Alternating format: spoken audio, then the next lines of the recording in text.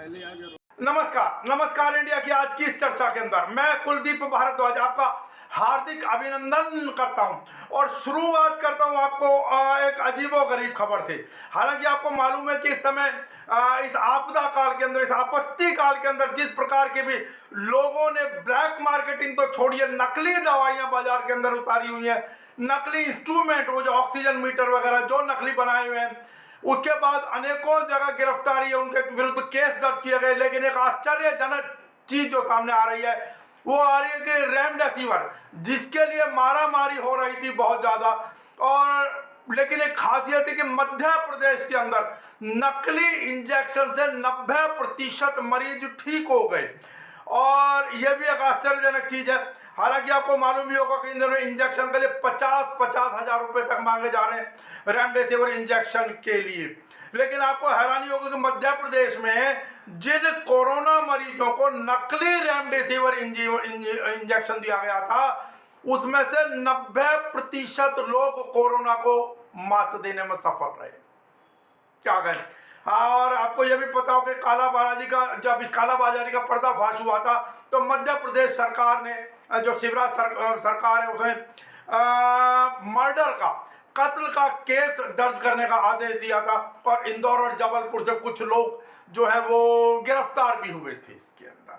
चलिए अब चर्चा को आगे बढ़ाते हैं। जैसा कि आपको मालूम है, जो हमारी चर्चा, जो नमस्कार इंडिया की चर्चा थी वो आज की, वो उसी चीज को लेकर है कि दिल्ली का जो एक आंदोलन स्थल है, जो एक टीकरी बॉर्डर है, टीकरी बॉर्डर का जो आंदोलन स्थल है, वहां पर पिछले दिनों एक युवती, जब कुछ किसान नेता यहां से चुनाव प्रचार के लिए पश्चिम बंगाल गए थे, तो वहां से एक युवती उनके साथ आई थी। बताया जा रहा है कि उस युवती का जो परिवार है वो कामरेड परिवार है, उनके पिता कामरेड रहे हैं। वो आंदोलन से प्रभावित होकर आंदोलन के समर्थन में दिल्ली आई वो युवती, और लेकिन बदकिस्मती देखिए कि उस युवती के साथ रास्ते में भी छेड़छाड़ हुई। और कहा जा रहा है कि जो उसके बाद जो केस दर्ज हुआ है, उसके बाद साथ अनेकों बार उस टेंट में जो किसान सोशल आर्मी के नेता जो उसको यहाँ पर लेकर आए थे, वो किसान सोशल आर्मी के नेता उनके टेंट में रुकी और वहां पर उसके साथ कई बार बलात्कार किया गया, जिसमें मुख्य रूप से नाम आ रहे थे अनिल मलिक, जो कि एक अर्धसैनिक बल से भी संबंधित रहे, अनिल मलिक, और एक अनूप चानौत। अब प्रश्न ये है कि हालांकि इस खबर की जो जानकारी जो हुआ वो गलत हुआ।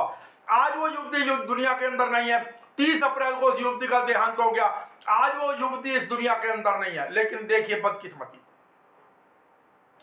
सब कुछ पता होने के बावजूद किसान नेता, विशेष रूप से जो एक बड़ा नाम है योगेंद्र यादव, उन्होंने उस युवती को रास्ते से वापस तो बुलवाया, जब गलत लोकेशन मिली वो उसको वापस तो बुलवाया, हॉस्पिटल में एडमिट भी कराया, लेकिन समय रहते योगेंद्र यादव ने पुलिस को सूचना नहीं दी।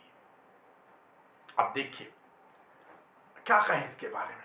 किसान जो योगेंद्र यादव जी हैं, कहीं चूक कर गए योगेंद्र यादव। सबसे बड़ी चीज, हमारे पास एक और आ रहे हैं संजीव कुमार जी, उनकी भी आवाज भी नहीं आ रही है, वीडियो भी नहीं आ रही है, खाली फोटो आ रही है संजीव कुमार जी की।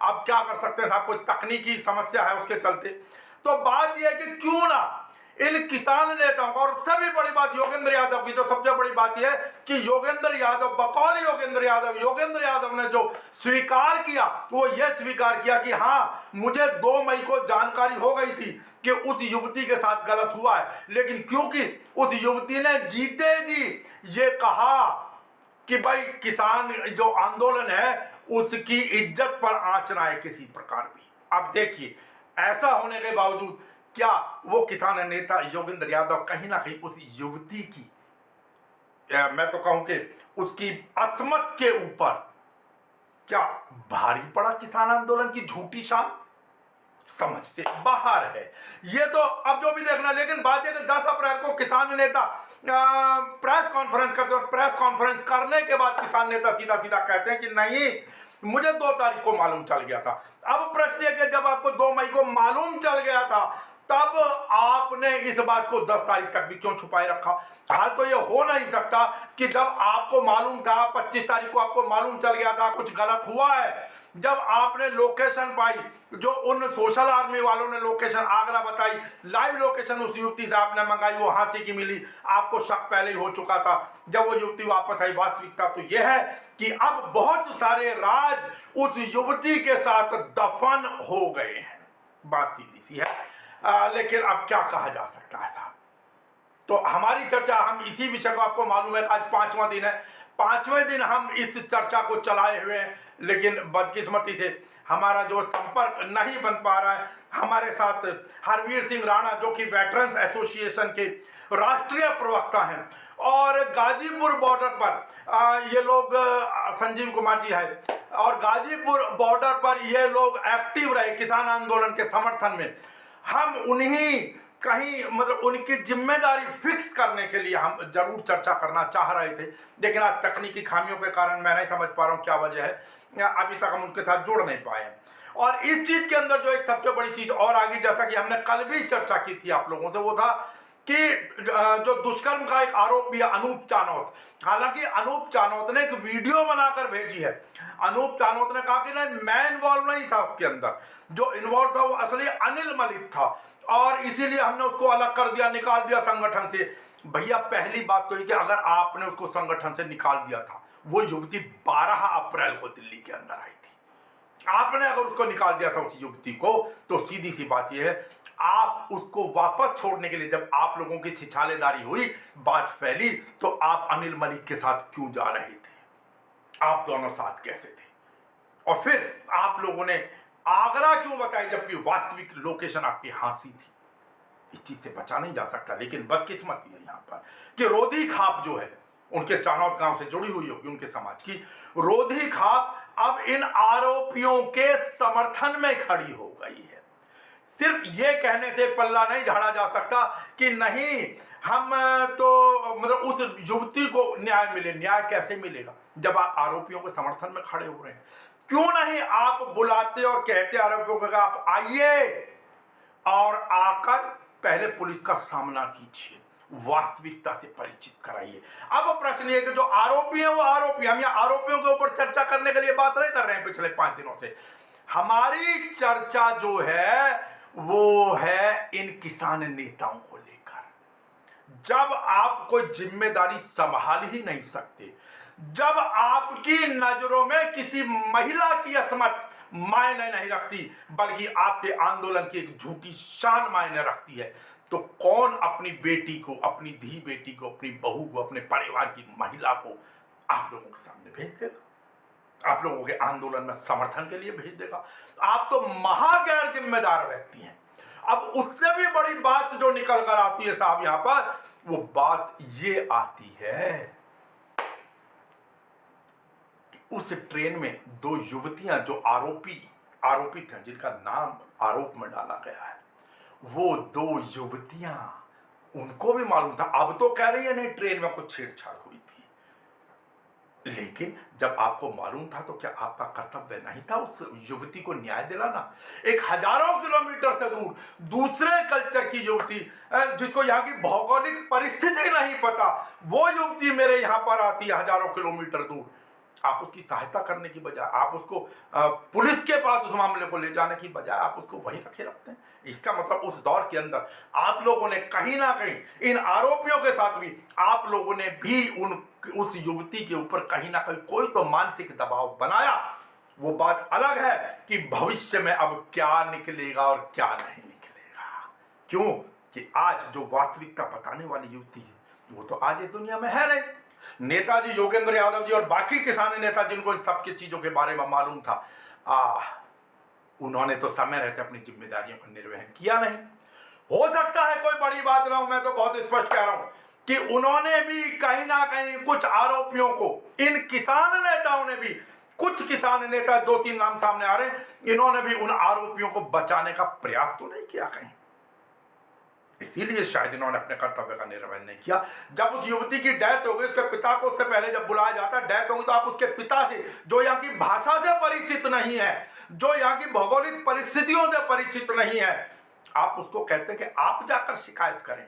फिर आप नेतृत्व किस बात के, आप मुखिया किस बात के बने हुए संगठन के। अब ये कह देने से काम नहीं चलता कि नहीं जी वो जो किसान सोशल आर्मी थी वो हमारे किसान संयुक्त मोर्चा का हिस्सा नहीं है।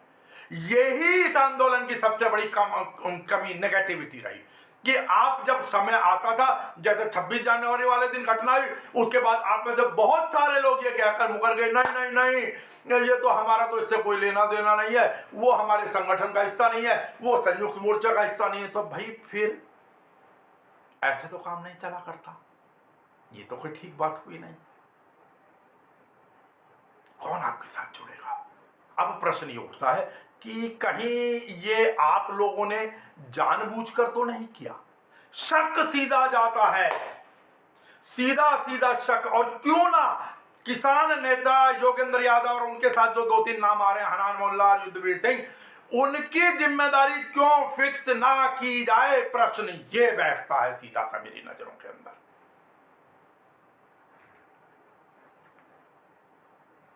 आज एक युवती चली गई, उसकी असमत तो एक विदेश। अब कौन आपके साथ जुड़ना चाहेगा साहब? और मैं तो और अब किसान नेता योगेंद्र यादव कह रहे कि भाई मैं गवाह बनने को तैयार हूं। अब पछताए क्या होता है जब चिड़िया चुग गई खेत साहब। अब चिड़िया चुग गई खेत, उसके जाने से, उस बच्ची के दुनिया से चले जाने से अब कौन उसको न्याय दिलाएगा? वास्तविकता तो यह है कि उस बच्ची के साथ अनेकों राज दफन हो गए। और एक चीज देखिए इसके अंदर, अब कहा जा रहा है कि जो मोबाइल उस लड़की का, उस युवती का मिला, उस मोबाइल के अंदर क्या रहा साहब? जी अब आपकी आवाज आई, हरविंदर जी आपकी आवाज आई है। अब उस युवती का क्या रहा? जी जी धन्यवाद, बहुत देर की मेहरबान आते आते। चलिए हमारे साथ हरविंदर सिंह राणा, वेटरन एसोसिएशन के आप राष्ट्रीय प्रवक्ता हैं। हरविंदर सिंह राणा जी शायद इस समय उत्तर प्रदेश बिजनौर से बोल रहे हैं। और मैं बता दूंगा हरविंदर सिंह राणा जी बढ़ चढ़कर इस किसान आंदोलन के समर्थन में गाजीपुर बॉर्डर से तो कम से कम और जगहों पर भी जाते रहे, लेकिन इन लोगों ने मुख्य रूप से इस आंदोलन का जो समर्थन दिया इन पूर्व सैनिकों ने वो गाजीपुर बॉर्डर से दिया। हरविंदर सिंह राणा जी आपका हार्दिक अभिनंदन इस चर्चा में। हालांकि मैं क्षमा चाहूंगा कि हम लोग लगभग 14-15 मिनट लेट हो गए, कोई बात नहीं है। हरविंदर जी आपको जानकारी, मुद्दे की जानकारी होगी। मैं सूक्ष्म में बता देता हूं कि जो पश्चिम बंगाल चुनाव के दौरान अनेकों नेता जब पश्चिम बंगाल में चुनाव के लिए गए तो एक किसान सोशल आर्मी नाम का संगठन जो टीकरी बॉर्डर पर काम करता था और बिल्कुल पेट्रोल पंप के पास जहां से आंदोलन शुरू होता था, जहां बड़ी बड़ी सभा होती थी, वहीं उनका टेंट था। वो डिजिटल मीडिया पे प्रचार प्रसार संभाला करते थे। उनके एक सज्जन उनके साथ थे अनिल मलिक, वो भी पैरामिलिट्री फोर्स से थे, शायद अर्धसैनिक बल से। और एक उनके साथ अनूप कानोत थे, ये लोग गए। उनके साथ एक कामरेड परिवार की युवती जो कि इसको समर्थन देती थी आंदोलन को, वहां से पश्चिम बंगाल के हजारों किलोमीटर दूर से दिल्ली आई, उस क्षेत्र में आई जहां की ना वो भौगोलिक परिस्थिति से वाकिफ थी, ना भाषा से प्रॉपरली वाकिफ रही होगी। ट्रेन में उसके साथ छेड़छाड़ होती है, उनके साथ कुछ और युवतियां भी थी। मामला दबा दिया जाता है और सोशल आर्मी के टेंट के अंदर वो युवती रुकती है। बात निकल कर आती है, उसके साथ सामूहिक बलात्कार हुआ अनेकों बार। जब शक हुआ तो किसान नेता, जो मेरा मसला शुरू होता है वो यहाँ से होता है। जो किसान नेता थे योगेंद्र यादव, हनान मोल्ला और जो नाम आया मुख्य रूप से और युद्धवीर सिंह, तो इन लोगों को मालूम चल गया था। स्वयं उन्होंने जब उस पर दबाव बनाने वापिस छोड़कर आई, क्योंकि रोज तो ट्रेनें चल नहीं रही थी, स्वयं योगेंद्र यादव ने फोन किया है, उनसे पूछा है कि आप कहाँ हैं। तो उन आरोपियों ने कहा हम आगरा हैं। सुनिए अब इस चीज को राणा साहब, उन्होंने कहा हम आगरा हैं। इनको शक हुआ योगेंद्र यादव को, उन्होंने उस युवती से बात की, उस युवती से लाइव लोकेशन मांगी, तो वो लोकेशन मिलती है हरियाणा के हांसी की। उन्होंने तुरंत उन्हें वापस आने को कहा। लड़की बीमार हुई, इसको हॉस्पिटल में एडमिट कराया। अब प्रश्न ये है कि जब योगेंद्र यादव ने उनको फोन किया था, उनको ये तो मालूम था उस युवती के साथ गलत हो रहा है, तो क्या उनकी पहली जिम्मेदारी नहीं थी कि हॉस्पिटल में एडमिट कराते ही उन्हें पुलिस को सूचना देनी चाहिए थी? क्या योगेंद्र यादव ने जानबूझकर इस किसान आंदोलन की, मैं तो कहूंगा कि झूठी शान पर, अब तो ये झूठी शान हो गई ना, आंच ना आ जाए, एक युवती की इज्जत पर आपके आंदोलन की शान भारी पड़ गई, या आप भी कुछ आरोपियों को बचाना चाह रहे थे? पहली चीज, हालांकि अब आप गवाह बन गए। 30 अप्रैल को उस युवती का देहांत हो जाता है। 28 अप्रैल को युवती को वापस बुलाया जाता। मैं बता दूं वो युवती 12 अप्रैल को दिल्ली आई थी पहले, मतलब यहाँ टीकरी बॉर्डर पर, और आपने फिर मामले को दबाए रखा। उसके पिता को कह दिया गया जी आप कंप्लेंट कराएं। जो व्यक्ति यहाँ की भौगोलिक परिस्थिति और भाषा को नहीं जानता है, आपने उसको कह दिया। अब आप जब छिछालेदारी हुई, बात खुलती है, तो 10 अप्रैल को और 10 मई को आप कॉन्फ्रेंस करके कहते हैं हाँ मुझे 2 मई से मालूम था। क्या ऐसे ही हमारे किसान नेता होंगे? मैं राणा साहब आपको उल्टी तरफ से बात करता हूं, आगे की चर्चा उसके बाद। क्या ऐसे ही लोगों के नेतृत्व में यह आंदोलन चलेगा राणा साहब? जी देखिए सर, जहां तक मुझे है, जो भी उस युवती के साथ हुआ, मैं महिलाओं का बड़ा सम्मान करता हूं, और महिलाओं का इस देश में हमारी सभ्यताएं रही हैं कि महिलाओं का सम्मान सर्वोपरि है। इसके लिए महाभारत और रामायण कितने बड़े बड़े युद्ध हुए हैं। तो महिलाओं के सम्मान से कहीं भी कोई छेड़छाड़ नहीं होनी चाहिए, महिलाओं को सम्मान मिलना चाहिए। लेकिन जिस तरीके से पूरा मामला इसको हम देखते हैं कि महिला यहाँ पे आई, महिला के साथ काफी समय यहाँ पे महिला ने उसने गुजारा, और उसके बाद इस तरीके की अगर हरकत होती है तो ये बहुत ही शर्मनाक है। राणा साहब, मेरा जो प्रश्न है, मैं माफी चाहूँ आपको रोक रहा हूँ राणा साहब, ये हर आदमी कहता है सब हम सब सम्मान करते हैं, वहाँ लाखों की तादाद में किसान है, सब सम्मान करते हैं, प्रश्न उनके नहीं है सम्मान। प्रश्न ये है कि जो किसान नेता, जो हमारे मुखिया थे, क्या वो मुखिया अपनी जिम्मेदारी के निर्वहन से चूके? पहला प्रश्न। और दूसरा, क्या चूके या जानबूझकर उन्होंने इस चीज को छुपाया? मेरा 2 प्रश्न का जवाब दीजिए राणा साहब। जी, आप देश के रक्षकों में रहे हैं, आप भी पूर्व सैनिक हैं, इसलिए मेरा प्रश्न पहले, आप जहां देश की रक्षा कर रहे हैं, देश की सीमाओं की, वहां ये बहन बेटियों की रक्षा, उनके आत्मसम्मान की रक्षा कौन करेगा? ये जिनके हाथ में नेतृत्व ये नहीं करेंगे तो कौन करेगा? जी देखिए, उनकी रक्षा करना सबसे पहला कर्तव्य है, और कहीं ना कहीं किसान नेताओं से चूक इसमें हुई है जी। उसका चाहे रीजन उसका चाहे कुछ भी रहा हो, चाहे महामारी के समय उतना ध्यान नहीं दिया गया, या वहां पे इस समय संख्या बल भी कम था किसानों का। मैं आपको रोकूंगा राणा साहब, मैं रोकूंगा राणा साहब, मैं आपको रोकूंगा।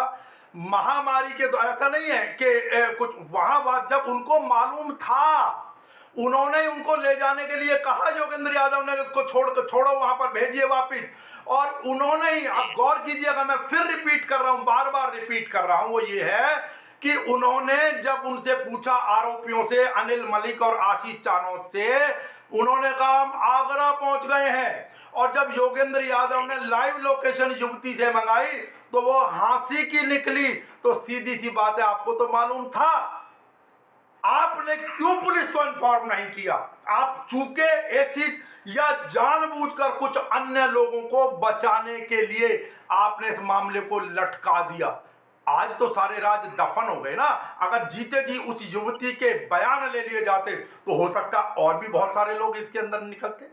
राणा साहब जी देखिए, जहां तक योगेंद्र यादव या जो इससे जुड़े हुए लोग हैं उनका सवाल है, तो सच क्या है ये तो वही लोग जानते हैं जी, या फिर जिनकी मृत्यु हो चुकी वो जानती थी, बिल्कुल, या फिर भगवान जिसमें हमारी आस्था है वो जानता है जी। सच क्या है।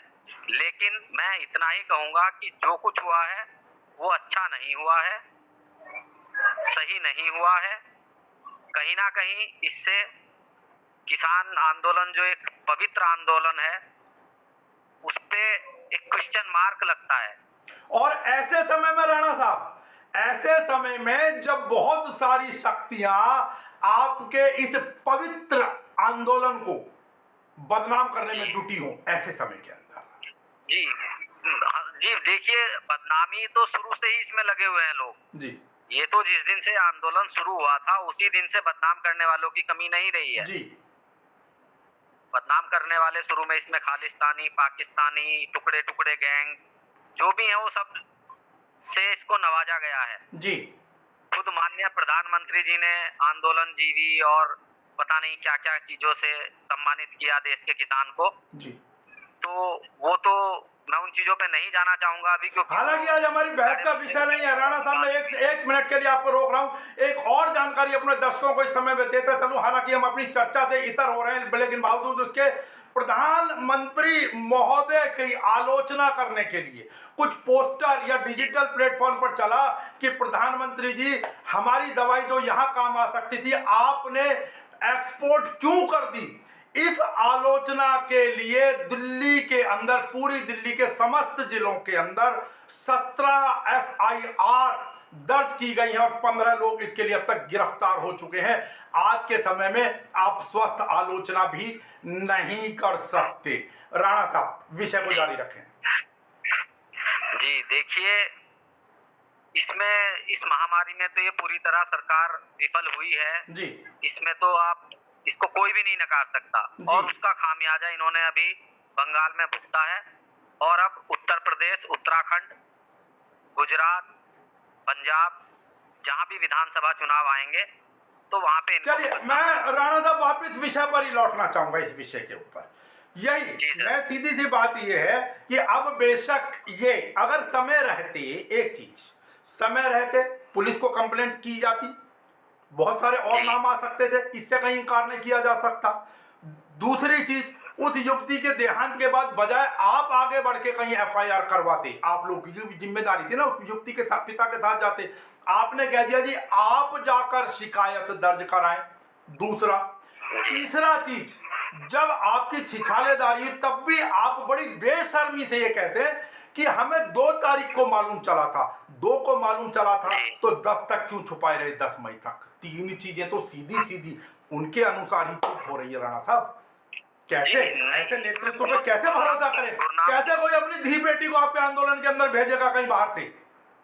जी, इसमें गुरनाम सिंह चढ़ूनी जी का मैं देख रहा था जी, तो उन्होंने उनके पिताजी से मिलके खुद उन्होंने कंप्लेंट कराई, काफी सक्रियता दिखाई उन्होंने। नहीं नहीं नहीं नहीं नहीं नहीं नहीं, गुरनाम सिंह चढ़ूनी वगैरह ये सब बाद में आते हैं पिक्चर में। पहली शिकायत दर्ज करने के लिए उनको कह दिया जाता, बयान है बाकायदा योगेंद्र यादव के, पहले उनको भेज दिया जाता है। उस शिकायत के बाद बातें खुलती हैं और तब अब सब कह रहे हैं। अब तो प्रेस कॉन्फ्रेंस करके उस युवती के पिता को भी खड़ा कर दिया गया है वहां अपने साथ में लाके। अब तो सब उनके साथ है। अब पछताए क्या होता जब चिड़िया चुग गई खेत। आज वो युवती इस दुनिया में नहीं है। शुरुआत में ये तो जब सारे में छिछालेदारी होने लगी है तब जाकर ये लोग सक्रिय होने लगे हैं। साहब, बहुत देर की मेहरबान आते आते। नहीं देखिए सर, अब इसमें क्या है, क्योंकि कुछ दिनों से मैं भी अभी घर पे आ गया था। घर पे थोड़ा जो बड़े भैया हैं उनकी तबीयत खराब थी, तो हमने गाजीपुर बॉर्डर पे हमने भी क्या है, जो महिलाएं थी वहां पे, क्योंकि सिक्योरिटी इस समय गाजीपुर बॉर्डर की हमारे ही हाथ में है जी। पूर्व सैनिकों के, क्योंकि ज्यादातर किसान अभी वहां पे कम है संख्या वाला, आपने देखा होगा जी। तो वहां की पूरी जिम्मेदारी हमारे पास है सिक्योरिटी की। तो वहां से जो महिलाएं थी या जो भी थे, वो हमने वहां से उनको हाथ जोड़ के और विनती करके उनको घर पे भेज दिया कि अभी आप यहाँ पे, मतलब हम लोग उतनी उसमें नहीं है संख्या में कि जो आपको अच्छे से सुरक्षा दे पाए, तो उनको घर भेज दिया। दूसरा, हमने जो लोकल एलिमेंट्स, जो लोग आते थे वहां पे, पहले खूब लोग आते थे, जो गरीब लोग हैं, जो वैसे लोग हैं खाना खाने या वहां पे आते रहते थे, तो अभी हमने कुछ एरिया वहां कम करके और कवर कर दिया है सुरक्षा की दृष्टि से। और रात में, नाइट में, फुल नाइट वॉलेंटियर्स की ड्यूटी लगाई जाती है और इस चीज का पूरा ध्यान रखा जाता है कि यहाँ पे कोई भी इस तरह की घटना घटित ना हो। लेकिन कोई किस मानसिकता से वहां पे आ रहा है ये फिर भी हम नहीं समझ पाते हैं। मैं राणा साहब, मैं बिल्कुल, मेरी आदत है, मैं एक विषय पर टिकने का प्रयास करता हूं ज्यादातर। मैं फिर कह रहा हूं, मैं और लोगों की मानसिकता पर नहीं जा रहा। मैं तो सिर्फ ये कह रहा हूं जो हुआ, कोई नहीं पहचान सकता किसकी मानसिकता है क्या क्या नहीं है। कुछ भी दुर्घटना कहीं भी हो सकती है, ईश्वर करे ना हो लेकिन हो सकती है, इसको नकारा नहीं जा सकता, ये सत्य से स्वीकारना चाहिए। बात तो ये है ना कि उसके बाद जब कुछ हो गया तब तो साहब आपको जिम्मेदारी वहन करनी पड़ेगी। मेरा प्रश्न उन नेताओं की जिम्मेदारी से, मेरा प्रयास है कि उन नेताओं की जिम्मेदारी फिक्स की जाए। बात यह कि आप सैनिक हैं, मैं आप ही का उदाहरण देता हूं, कुछ नहीं पता, बॉर्डर पर है, सामने से पाकिस्तान की तरफ से, विरोधियों की तरफ से कब फायरिंग हो जाए ये पता नहीं होता किसी को, लेकिन फायरिंग हो गई तो उसका जवाब देना ये तो सैनिक की जिम्मेदारी होती है साहब। मेरा सीधा प्रश्न ये है, तो उस युवती के साथ जो इन्होंने करा उसको छोड़ दीजिए, लेकिन बात यह कि उसके बाद की जिम्मेदारी से ये नेता क्यों पीछे हटे और क्यों। अब एक सवाल और सुन लीजिए, मैंने अनेकों वहां की महिला नेत्रियों और जो नेतागण वहां पर घूम रहे अनेकों से प्रयास किया बात करने का। ऑफ दी लाइन तो सब कह देते हैं, लेकिन वास्तविकता ऑनलाइन कोई भी आने की हिम्मत नहीं जुटाता। मैं उन महिला नेत्रियों की भी बात कर रहा हूं जो वहां उनके साथ काम करती थी, जिनके मैंने इंटरव्यू किए हैं, और मैंने उन दोनों आरोपियों के भी इंटरव्यू किए हैं 2-2 बार। ऐसे तो मुझे भी कुछ नजर नहीं आया वहां पर, प्रश्न इसका नहीं है। अब जैसे झूठ बोल रहे हैं अनूप जानौत वीडियो जारी करके, जी मैंने कुछ नहीं किया, जो कुछ किया वो अनिल मलिक ने किया और हमने उसको हटा दिया था। अरे अगर हटा दिया था तो आप ट्रेन में उसके साथ क्यों जा रहे थे। और उससे बड़ी चीज एक और बता दूं, इससे आगे की भी एक चीज और जोड़ दूं कि रोधी खाप वहां की उस चानौत गांव की तरफ से या आपके आसपास से वो उनके पक्ष में खड़ी हो गई आरोपियों की। अब बताएं उस युवती को क्या न्याय मिलेगा साहब। केस स्टेट वर्सेस रह जाएगा, कहां न्याय मिलेगा। राणा साहब ये बताएं मुझे, क्या यह उचित है कि खापें इस प्रकार खड़ी हो जाए। खापों का काम क्या सिर्फ ये रह गया। जिसने भी गलत किया है तो उसको सजा मिलनी चाहिए, सख्त से सख्त सजा मिलनी चाहिए। और किसानों नेताओं को अब आगे बढ़कर आगे आना चाहिए। जो भी इसमें जिम्मेदार हैं या जिनकी जिम्मेदारी बनती थी, जिनको इस चीज के बारे में पता था जी, उनको भी अपनी जिम्मेदारी लेनी चाहिए। बिल्कुल बिल्कुल। लेकिन सर मैं अब थोड़ा सा ये भी बताना चाहूंगा जी कि देश में और भी बहुत कुछ हो रहा है। जी, देश में मैं राणा साहब अभी हमारी ये 5वां दिन है आज। एक मिनट राणा साहब, एक सेकंड। इसकी जिम्मेदारी कोई लेने को तैयार नहीं है। राणा साहब मैंने यहाँ पे इतनी लाशें देखी हैं जी, मैंने इतनी लाशें देखी हैं कि जीवन में मैंने कभी इतनी लाशें नहीं देखी हैं जी। जिस घाट पे यहाँ पे अंतिम संस्कार होते हैं जी सर, वहाँ पे 2-2 किलोमीटर लंबी लाइनें लगी हुई हैं जी। अंतिम संस्कार के लिए। नंबर नहीं आ रहा। सरकारी हॉस्पिटल में आप जाइए, ऑक्सीजन नहीं मिल रही, बेड नहीं मिल रहे। प्राइवेट हॉस्पिटल वाले ताला लगा के और गायब हो रखे हैं। राणा साहब हालांकि हमारा ये विषय नहीं है, लेकिन इस विषय के ऊपर मैं पहले कई बार चर्चा कर चुका हूँ। किसकी बनती है? मैं पहले कई बार इस विषय पर चर्चा करता हूँ और आगे जब चर्चा होगी किसी दिन, क्यों आज हम इस युवती तक सीमित, आज हमारा 5वां दिवस है इस विषय को लेकर। आपकी बातें बिल्कुल सही हैं, इस प्रकार के सीन दिखाने के लिए अनेकों लोग आ रहे। आप बताइए ना, एक प्रश्न ये कर दिया गया आलोचना के नाम पे कि मोदी जी हमारे बच्चों की वैक्सीन विदेश क्यों भेज दी। मात्र इसके ऊपर 17 FIR अकेले दिल्ली में हो गई, 15 लोगों को अरेस्ट कर लिया गया। तो इस विषय को फिर किसी दिन करेंगे, आपको बिल्कुल आमंत्रित किया जाएगा उस विषय की चर्चा के ऊपर। लेकिन आज जो हमारी चर्चा है, और मैं आखिरी इसमें एक बात और कह दूं, वो जो मोबाइल था युवती का, आप कहते हो उस मोबाइल से राज खोलेंगे, ठीक है सर, लेकिन राज क्या खोलेंगे। वो मोबाइल किन्हीं ने जो सौंपा है पुलिस को, उन्होंने कहा कि हमें पुलिस के सामने युवती के पिता ने किसी और को सौंपा। यह कैसे संभव हो सकता है। पुलिस क्या कर रही थी फिर उस समय। और अब कितने लोग यहाँ गवाही देने के लिए रहेंगे साहब, दिल्ली में, हरियाणा, टिकरी में, बंगाल से। क्या वास्तव में उस युवती को न्याय मिल पाएगा। सवाल ये है सोचने वाला। राणा साहब आपकी आखिरी प्रतिक्रिया, क्योंकि मेरा समय इस कार्यक्रम का पूरा हो रहा है। राणा साहब जी देखिए सर, इस देश में न्यायिक प्रक्रिया क्या है और न्याय का अधिकार तो सबको है, लेकिन मिलता कितनों के हिस्से में आता है। बहुत खूब, बहुत सही बात कही आपने। और मुझे भी पता है जी, न्याय के लिए यहाँ लोग गुहार लगाते रहते हैं, लेकिन न्याय उनके हिस्से में नहीं आता। बिल्कुल बिल्कुल। हाँ, मेरी संवेदनाएं उनके साथ हैं। मैं उनको श्रद्धांजलि अर्पित करता हूँ जी। वो जो भी थी, बहन थी हमारी, उनके साथ ऐसा नहीं होना चाहिए था। जी। और इसमें जो भी इसमें जिसकी भी गलती है, मैं कहूंगा कोई निर्दोष तो नहीं फंसना चाहिए, जी लेकिन जिस व्यक्ति ने गलत किया है तो उसको सख्त से सख्त सजा मिलनी चाहिए। ठीक है साहब। देखिए इसमें एक चीज और बता दूंगा, वो जो दो युवतियां वहां से ट्रेन में उनके साथ आई थी इन्हीं आरोपियों के साथ, और उनको भी आरोपित किया गया है। अब वो कर यहाँ हमें छेड़खानी के मालूम था लेकिन कुछ गलत नहीं हुआ, ये कहता, इसका मतलब आपने भी, उन युवतियों ने भी 11-12 अप्रैल से और अब तक उन चीजों को क्यों छुपाए रखा? क्या इसमें दोष नहीं? नारी का साथ कई बार कहते हैं बहुत सारे लोग कि पुरुष साथ नहीं देते, लेकिन यहाँ तो नारी भी साथ नहीं दे रही है।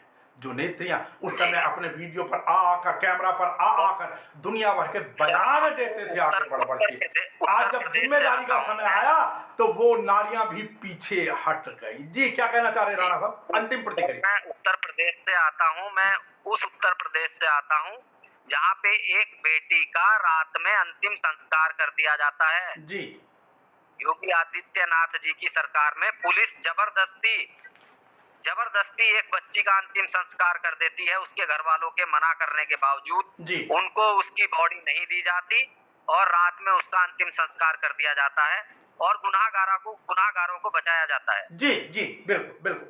मात्र कांड हुआ तो मैं तो इस तरीके के ना जाने कितने उदाहरण दे चुका हूँ। बार बार जब भी ऐसी घटनाएं होती हैं तो मन बड़ा व्यथित होता है, बहुत ज्यादा दुख होता है। ठीक है राणा साहब, आज का समय यहीं तक था। वो कहते हैं आज की मुलाकात बस इतनी, और फिर आपसे चर्चा में आपको सम्मिलित करना चाहेंगे। आज तकनीकी खामियों से आप समय रहते हम आपकी जानकारी का, आपके ज्ञान का और आपके अनुभव का, क्योंकि आप एक पूर्व सैनिक है, उसका लाभ नहीं उठा पाए, फिर आपको इस चर्चा में जोड़ेंगे।